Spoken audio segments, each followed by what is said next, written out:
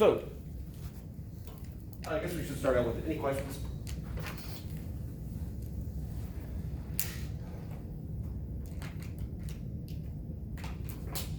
Okay, so I'd say the physics you've been taught, we're going to be hitting some things that we never really covered in 151 or this semester, but some of the stuff,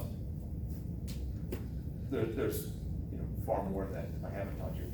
I should say what's wrong with classical physics, which is basically what the course has been up till, I guess relativity is usually considered semi-classical. All right, so black body. If you've got a container that is an ideal black body, then it's just going to absorb all energy. It will not emit any. So black body radiation is you take a black container with a cavity inside. And so the radiation, you heat it up and basically you get the particles moving up and down, and it will emit a radiation internally as through the cavity.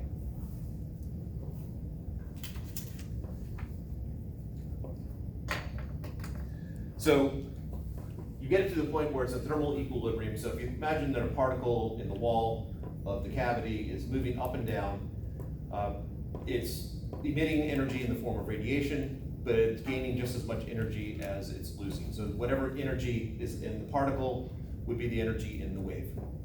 So it's nicely balanced. We're also making the assumption that radiation does not pass through this black box. I say black body, I sometimes refer to it as black box. Anyway.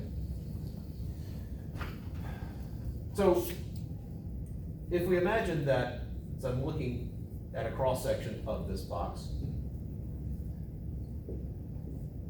or actually of the box, and L by L by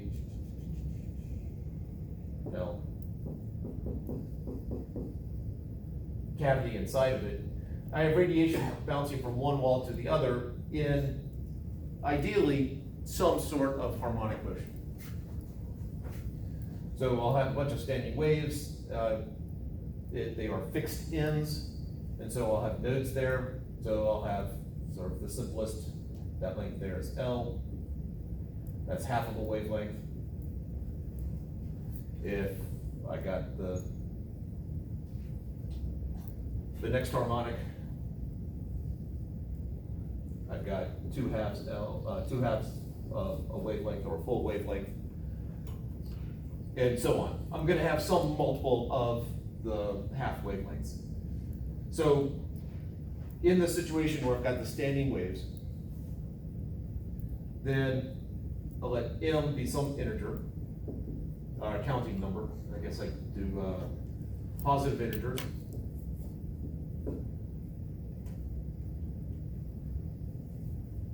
Using the traditional Z for integers, times the wavelength over 2 is equal to whatever that length L is.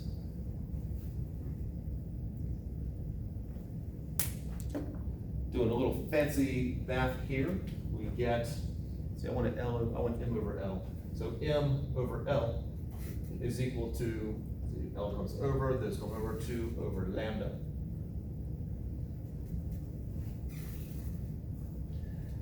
And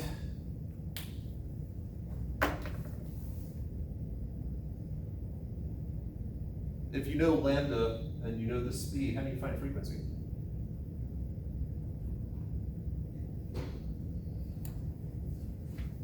What is the relationship between wavelength, frequency, and speed? Speed over wavelength is frequency.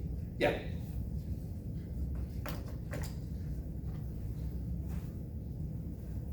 I know that speed is distance over time. The distance is the wavelength, and that is the period. Period is 1 over the frequency, so ultimately lambda, the wavelength, is the speed divided by the frequency. So if I make that substitution, I have M over L. So again, M is not mass here, M is just some positive integer. It's the harmonic. Is equal to 2F over C. Questions up to here?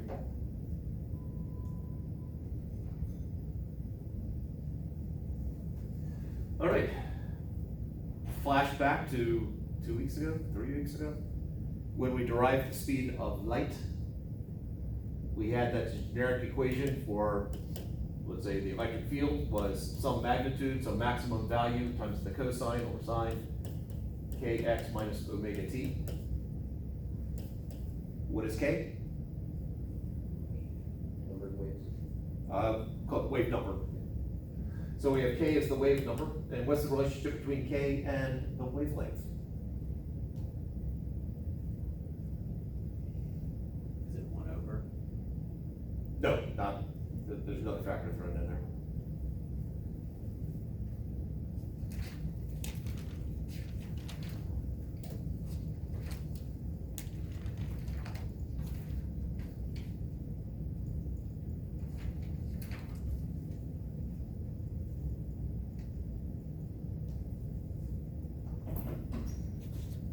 Pi over 2 over the wavelength. Say it again?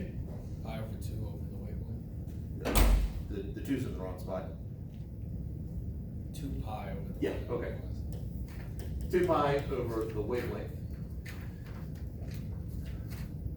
which would be 2 pi times f over c. And, well, I got 2f over c right there. So this would just be pi m over l. What form do I want it in? That's the form.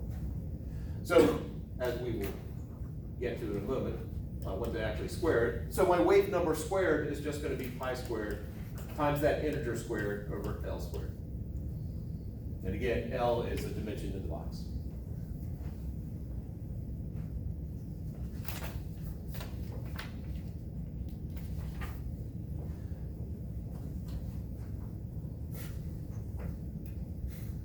I never really explained these graphs. We jump back for just a second. So what's happening here is you set up the black box and you put a little hole in it so radiation can actually escape. It's not completely sealed in, otherwise you could just pretend, but they actually want to do some measurements. So there's a hole in it, small enough so that nothing's really getting in, but it is possible for a wave to actually come out. And you look at the energy density, or you can look at the intensity, or there's several variations of this. So you put a detector on there for the wavelength of radiation that's coming out, and you get this basic curve right here, versus wavelength or versus frequency. And classical physics cannot explain this. So what we're going through right now, we're gonna make a small adjustment when we get to the correct solution. What we're going through right now was one of the big attempts to try to explain that. All right, so when I am looking at any object, or take that back just a little bit, I have k squared here that is the wave number that is in relation to this integer m. But I actually have 3 dimensions going on here. So if I look in m space, so imagine I've got my graph here. This would be not the x, y, z axis, but the m sub x, m sub y, m sub z axis. So I'm just looking at it from a different point of view. Then m squared, so if I have some point in this space, I know that m squared is going to be mx squared plus mz squared plus why do I do it in order? My squared plus mz squared.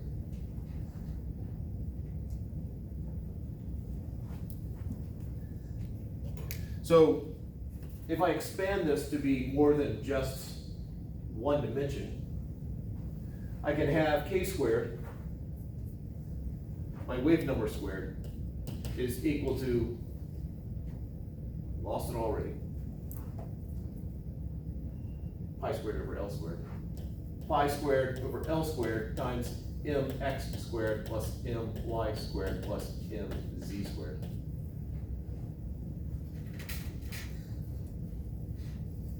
And I know from what we had just done that this is equal to, let me pop back for just a second.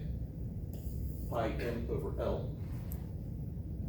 That's not the form I want, that got us to there. That's the one I want. 2 pi f over c. So this will be 4 pi squared f squared over c squared.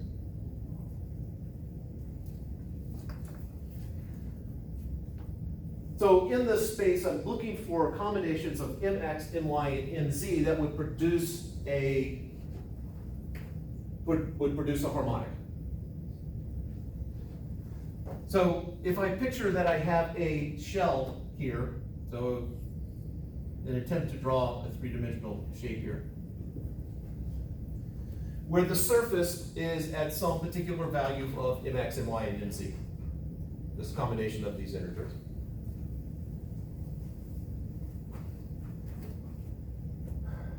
If it's a shell, well, I know that the volume of the sphere is 4/3 pi r cubed. And the volume of a thin shell here, well, just take the derivative with respect to r, which is 4 pi r squared dr, which is basically surface area times the thickness.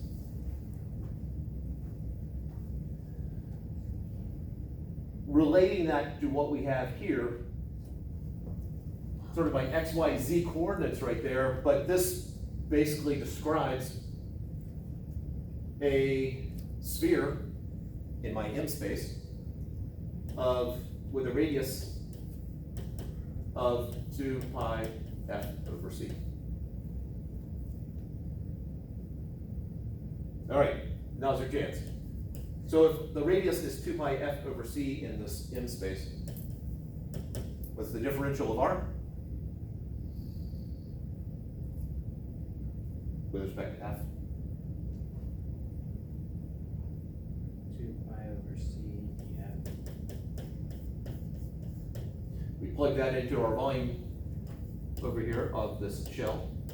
So I got 4 pi times r squared, which is 4 pi squared f squared over c squared, times dr, which is 2 pi over c df.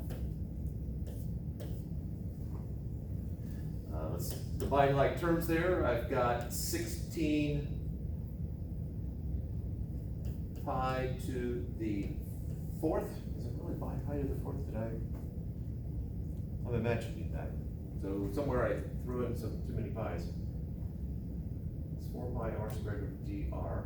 R is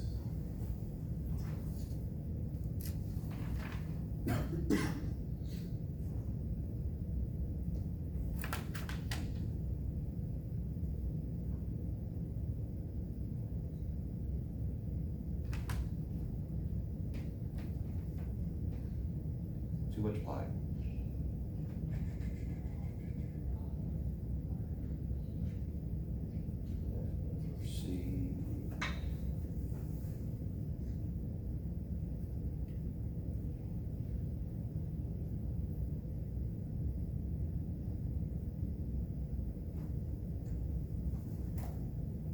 For a second here.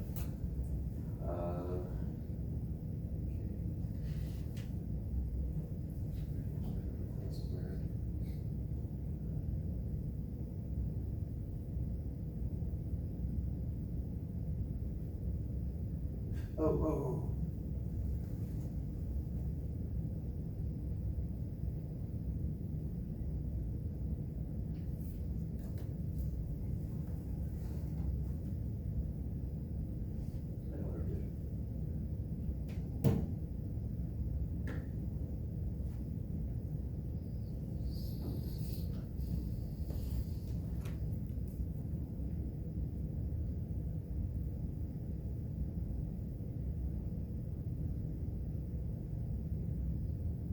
So it's m squared.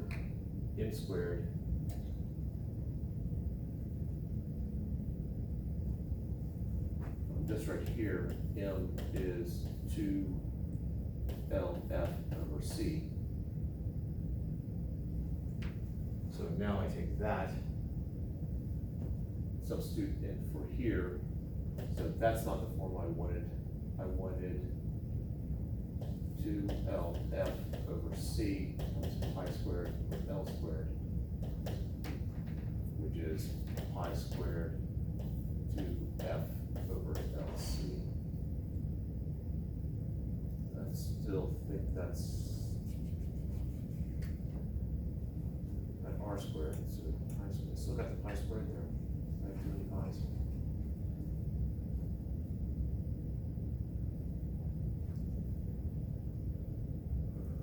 All right, let me just take a moment here to figure out where I did wrong.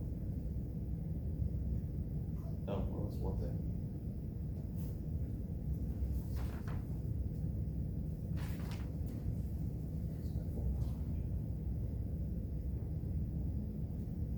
Oh.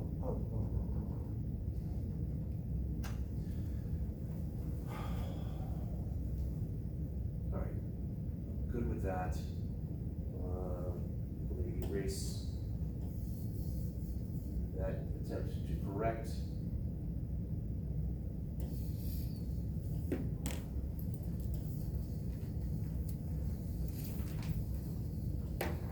All right, let's go from there. So therefore,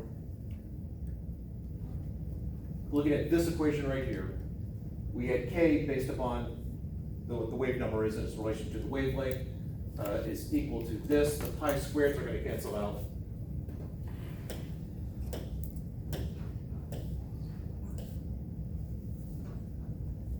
And I get mx squared plus my squared plus mz squared, or m squared, is equal to 4L squared F squared over C squared. Now, that's a point in space. In my M space over there, so I have a radius of M, and it's just the length of, from the origin to some point in this M space. And so we're dealing with a radius now of 2LF over C. There we go, got rid of those pi's. And so dr would be just related to what PJ had said, 2L over C df. Plug that into there and go for just visually stunning color here of yellow. So I got 4 pi 2LF over C times 2L over C df. And, R squared, so squared. So I end up with 2 times 2 squared times 4, which is 32 pi. I have L squared and L cubed over C cubed F squared df.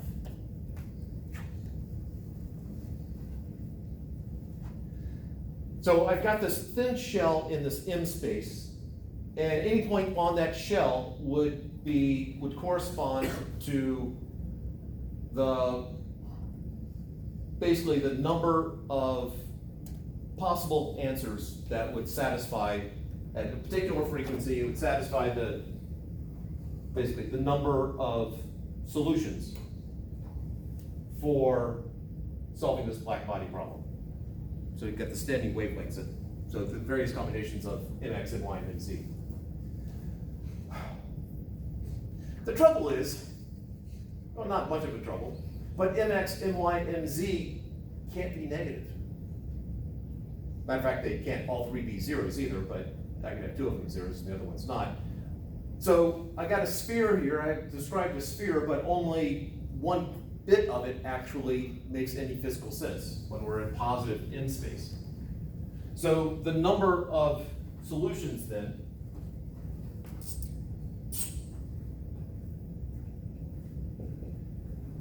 is going to be 1/8 of what I have over there.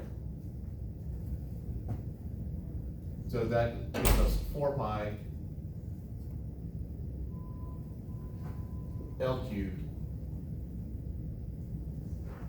F squared df over C cubed.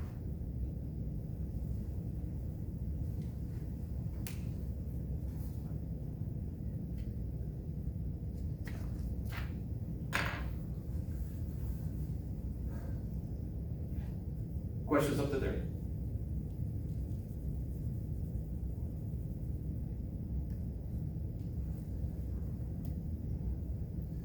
All right, we need to somehow connect this with energy.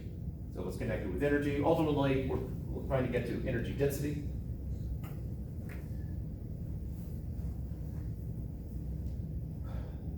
So the particles that are creating these electromagnetic waves basically have 2 degrees of freedom. So there's a freedom because it can move up and down or it can move sideways. These particles aren't jumping out of the box.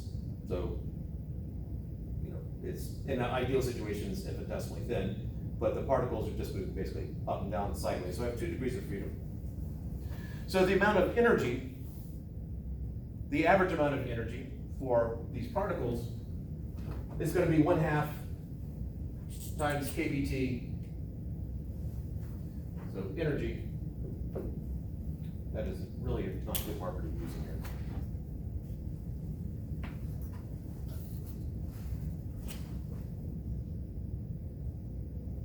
So the average energy, that's the symbol I'm going to use for average. Technically, it's the expected value, but the average energy is 1/2 kBt per degree of freedom.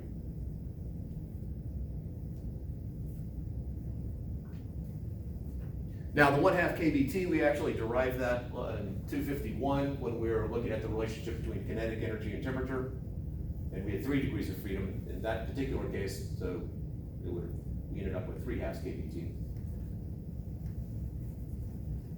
But since these particles in our nice ideal situation here are 2 degrees of freedom, I'm expecting then the expected energy, or the average energy per particle, is just going to be kBt. And I have a bunch of particles here. And so for the entire thing, I'm going to label this as E with a little subscript 1 because that's for one particle. But if I have n particles, the total is going to be n